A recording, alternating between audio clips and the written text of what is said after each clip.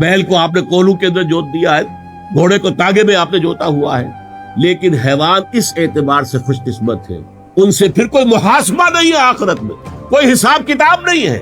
جبکہ انسان کی ٹریجڈی یہ ہے، سارے دکھ جھیل کر، ساری مصیبتیں برداشت کر کے، سارے بوجھ اٹھا کر، پھر ایک وقت آئے گا، یا ایھا الانسان انک کادح الی ربک کدحا فملاقیہ، یہ ساری مشقتیں جھیل کر اور ساری سختیاں برداشت کر کے پھر ایک مرحلہ وہ بھی آئے گا کہ اپنے رب کے حضور میں جا کھڑے ہونا ہے، لاؤ کیا کر کے لائے۔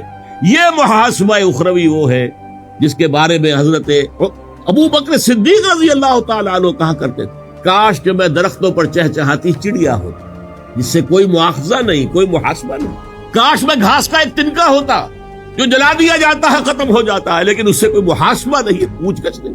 تو یہ کون ہے؟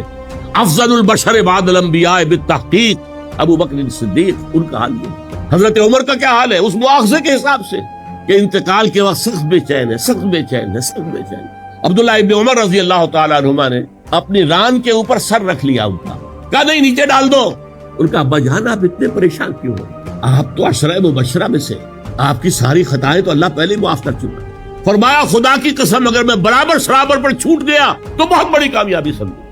یہ ہے آخرت کا معاملہ کہ اب تو گھبرا کے یہ کہتے ہیں کہ مر جائیں گے، اور مر کے بھی چین نہ پایا تو کدھر جائیں گے۔ یہ انسان کی ٹریجڈی کا نقطہ عروج ہے، نقطہ عروج۔ سورۃ النبا میں کہا گیا ہے نا، قول الکافر یا لیتنی کنت ترابا، کاش کہ میں مٹی ہوتا، انسانیت کا شرف مجھے ملتا ہی نہ۔ یہ ہے آخرت کا معاملہ۔